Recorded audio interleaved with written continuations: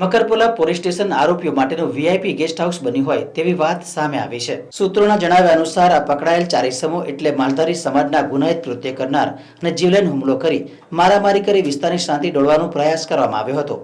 જે video social media પર viral થયો હતો। તેવી અફવા ઉડેલ કે મકરપુરા વિસ્તારમાં પથ્થરમારો થયો છે, હિન્દુ મુસ્લિમ વચ્ચે ઝઘડા થયા છે। જે વિડીયોની મકરપુરા પોલીસ સ્ટેશન દ્વારા તપાસ કરતા જાણવા મળેલ કે ભરવાડો દ્વારા એક નિર્દોષ વ્યક્તિ પર જીવલેણ હુમલો કરી તેને લાકડી વડે માર મારી ઈજા પહોંચાડવામાં આવી હતી। ત્યારબાદ ઈજાગ્રસ્તને સારવાર માટે એસએસજી હોસ્પિટલ ખાતે લઈ ગયા હતા અને મકરપુરા પોલીસ સ્ટેશન દ્વારા આ 4 ઇસમોની ધરપકડ કરવામાં આવી હતી। પરંતુ વિચારો જેવી વાત તો એ છે કે ઉચ્ચ અધિકારીઓની વાહવાહી મેળવવા ધરપકડ તો કરવામાં આવી, કાન પકડાવી, પ્રેસ નોટ પણ બનાવવામાં આવી, સાથે અને પછી વહીવટદાર માલધારી સમાજનો હોવાથી આરોપીઓને લોકઅપમાં મૂકવાના બદલે રાત્રિના સમયે પકડાયેલ 2 આરોપીઓને વીઆઈપી સુવિધા આપવામાં આવી હતી, જેથી શાંતિથી ઊંઘી શકે।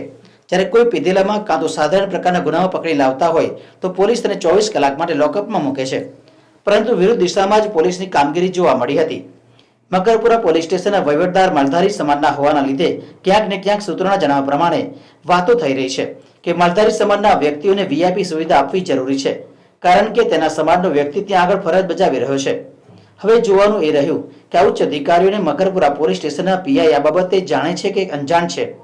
હાલ જે સમાચારમાં વિડીયો ચાલી રહ્યો છે તે મકરપુરા પોલીસ સ્ટેશનનો જ છે, જેમાં માલધારી સમાજના 2 ઈસમોને જાણે કોઈ વીઆઈપી હોટલમાં ઊંઘતા હોય, 5 સ્ટાર હોટલમાં ઊંઘતા હોય તે રીતે ગુનો કર્યા બાદ પણ શાંતિથી નિંદ્રા માણી રહ્યા છે। તેમની પાસે બીડી લાઇટર પણ જોવા મળ્યું છે। બીજા દિવસે ઉપર ડી સ્ટાફની રૂમમાં બીડી પીતા પણ જોવા મળ્યા હતા, કારણ પોલીસ તેને સાચવી રહી છે, તેમની કોઈ બીક રહી નથી।